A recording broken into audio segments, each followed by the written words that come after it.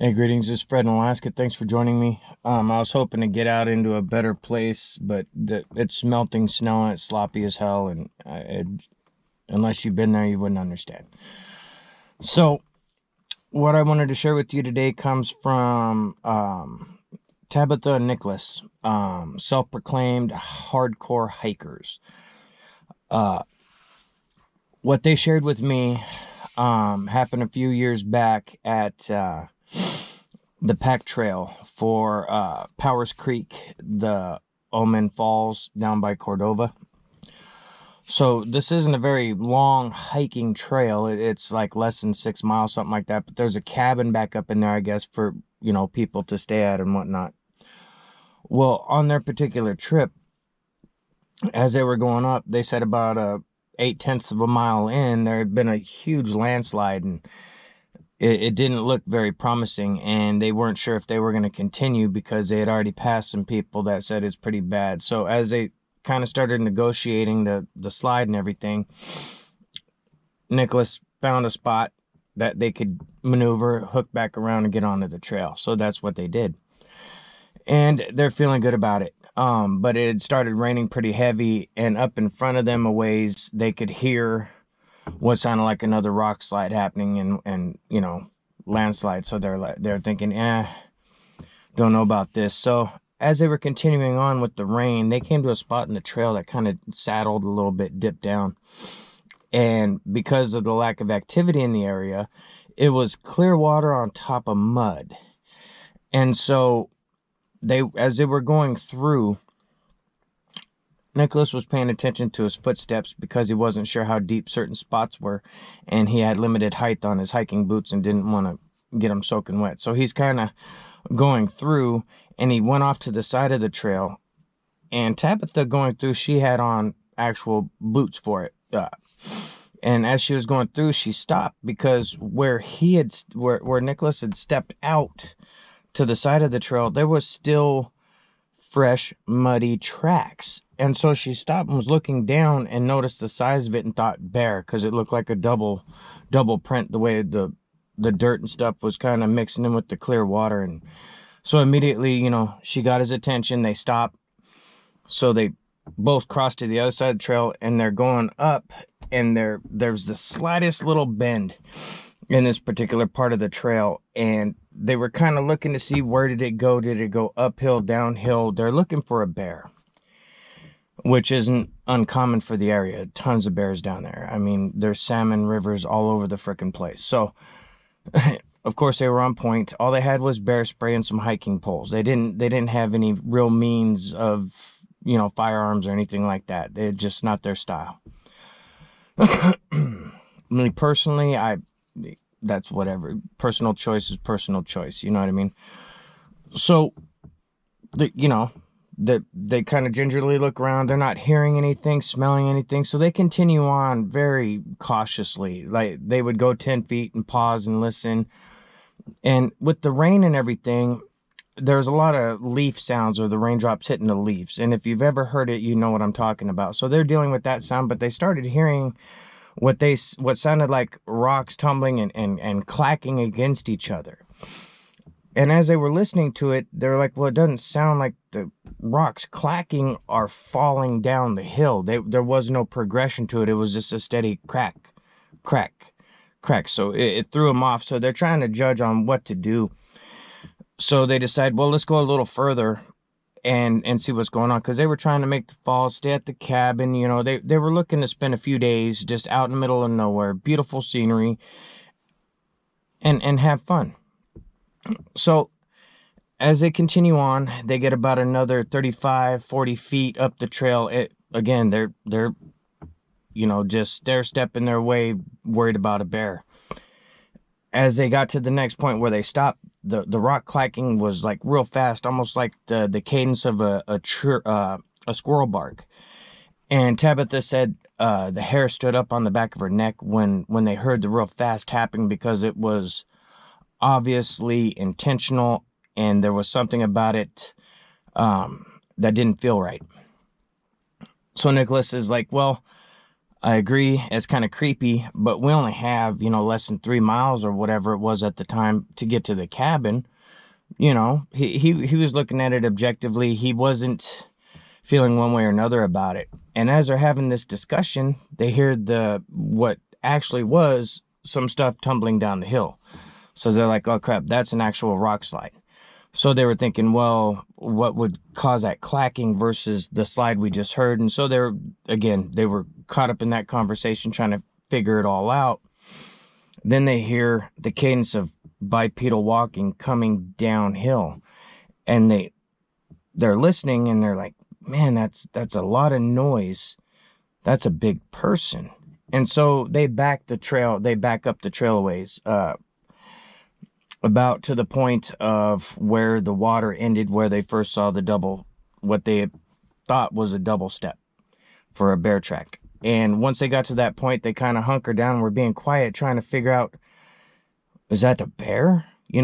Because it sounded heavy, but it didn't sound like 4 feet. It sounded like 2, so they were thrown off. And as they were kind of hushed and kind of trying to figure out what was going on, looking back up the trail, they were looking past a part that was kind of grown over on this side and a little further kind of grown over on this side, so it really narrowed their view for a little bit. And they saw something dark, and they're like, okay, we got the bear in sight. We know where it's at. Let's see what it does before we start, any kind of bear spray or whatever, because it was a good distance away. It wasn't just like right there. There was some distance. They didn't have an exact amount, so I'm just going to say it was at a distance. So they sit there and they're contemplating this dark movement they see periodically going back and forth across the trail, but at the distance, all it was dark. They had no idea exactly what it was. They assumed it was a very large black bear because it was so dark. It was way too dark to be a brown bear, grizzly bear, or otherwise. So they're kind of like, it is coming this way. Maybe it's backtracking. We came up behind it. It spooked up the hill, came back down. Now it's going to backtrack on us. Maybe we should back up. So they did. They backed up. Hey, why not take the caution? It's not worth it.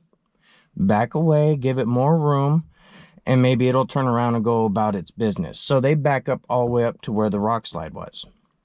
Quite a ways, because they kept getting an ominous feeling that just kept them moving back. They get back to where he had,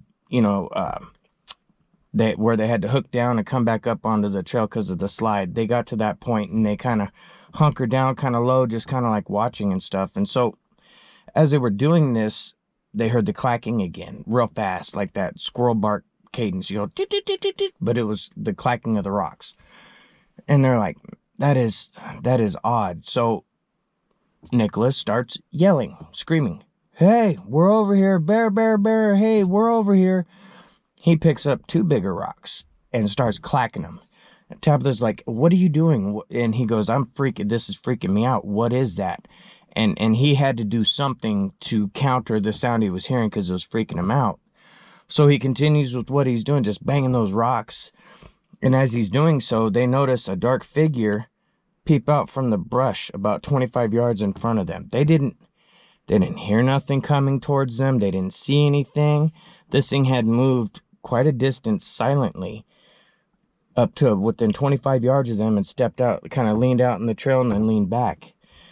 And immediately, Tabitha freaks out saying, what the hell is that? What the hell is that? Nicholas was like, I don't know. What did you see? She goes, a big dark shadow stepped out and went back in. It looked like a man, like a big dark man. And from Nicholas's vantage point, he didn't see as much as she did because she was towards the outside of the trail. And it came out this way where he was over here and some of the brush kind of obscured his view. So he again asked, well, if it's a man, hey, he starts yelling, hey, we're over here. Sorry if you were already hiking. We didn't mean to disturb it. He starts reaching out to get some kind of, confirmation on whether it's a man or what the hell was going on.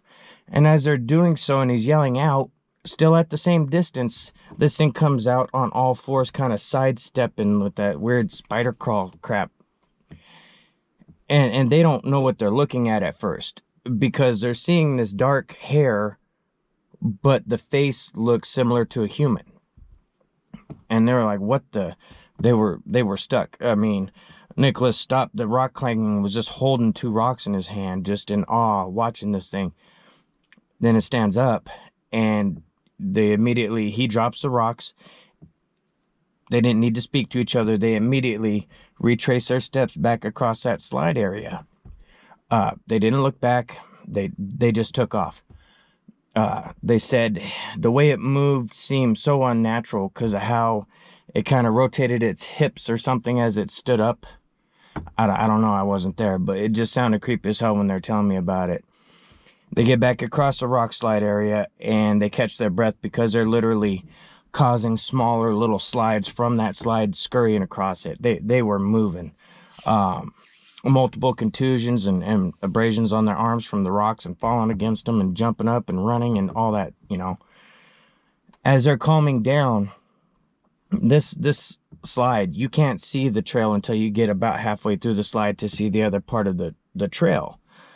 And he didn't know exactly because it was kind of thinner and thicker in areas for the slide area, because it almost looked staggered but filled itself in from sliding more kind of deal. And he said he assumes that from about just over the halfway point, they saw this thing standing there looking at them. And it made no noise. It didn't do anything adversely aggressive. They did say that the feeling in the air was heavy, and they were feeling like they were unwelcome. And once they saw that again and decided, well, we're done, they turn around, they start hauling ass. Now I'm talking running. They're both lifelong hikers. That's what they do together all the time. And they had the endurance to run. As they're running, they start hearing the rocks clacking behind them of something coming across behind them. And they assumed it's chasing them now. That's what they assume. They get a little further and they stop. Nicholas stops. He's going to make a stand with the pepper spray. He's going to pepper spray whatever it is. When he turns around, because as he's running, it feels like it's right behind him. That's what he expressed to me anyway. He felt like it was imminently going to grab him at any second. Whips around, nothing there. He's listening to the brush, looking to the sides, and where he stopped, he really wouldn't be able to tell if this thing actually was pacing him or not because the brush was too thick on the sides.